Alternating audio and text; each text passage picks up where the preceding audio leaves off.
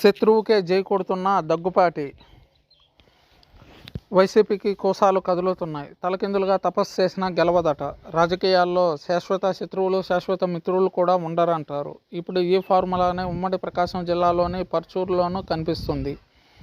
ఇక్కడ రాజకీయంగా గత ఏడాది ఒకరిపై ఒకరు పోటీ చేశారు. దగ్గుపాటి వెంకటేశ్వరరావు, ఏలూరి సాంబశివరావు ఇద్దరు కమ్మక సామాజిక వర్గానికి చెందిన నాయకులే.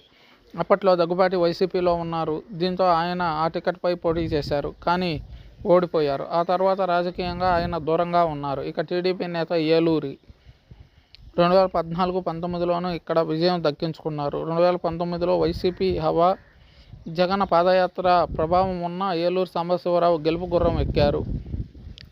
పార్టీనే నమ్ముకుని ఉన్న మధ్యలో వైసీపీ నుంచి ఆయనకు అనేక ఆఫర్లు వచ్చినా పార్టీనే నమ్ముకుని ప్రజల కోసం అలా ఉండిపోయారు.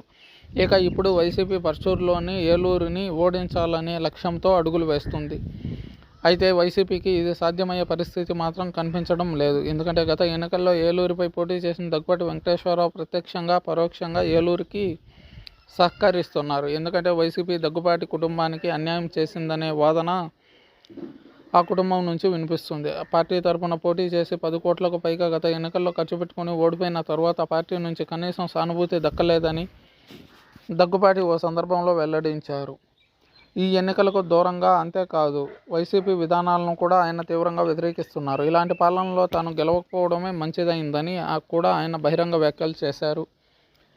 దీంతో వైసీపీని గద్దెదించాలనే లక్ష్యంతో ఉన్న వారిలో దగ్గుపాటి కుటుంబం కూడా ఒకటి. ఎలానూ దగ్గుపాటి ప్రస్తుత ఎన్నికల్లో దూరంగా ఉన్నారు. దీంతో స్థానికంగా వైసీపీ గెలిస్తే ఇక్కడ ప్రజలకు ఎలాంటి మేలు జరగకపోగా రాజకీయంగా కూడా ఇబ్బందులు వస్తాయని అంచనా వేసుకున్న వెంకటేశ్వరరావు పరోక్షంగా ఏలూరిని గెలిపించేందుకు తన వంతు ప్రయత్నాలు చేస్తున్నారు.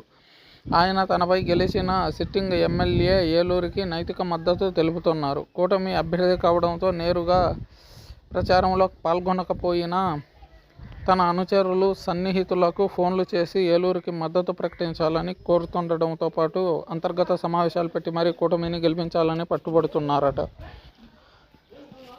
దగ్గుపాటి వెంకటేశ్వరరావు భార్య పురంధేశ్వరి బీజేపీ అధ్యక్షురాలుగా ఉన్న విషయం తెలిసిందే. భార్య రాజకీయ అస్తిత్వం నిలబెట్టడం కోసమే భర్త ఈ త్యాగం చేయాల్సి వస్తుందని రాజకీయ వర్గాల్లో విశ్లేషణ. కూటమిలో బీజేపీ, జనసేన, టీడీపీ 3 పార్టీలు కలిసి పోటీ చేస్తున్న విషయం తెలిసిందే. ఫలితాలు ఎలా ఉండబోతున్నాయనేది తెలియాల్సి ఉంది.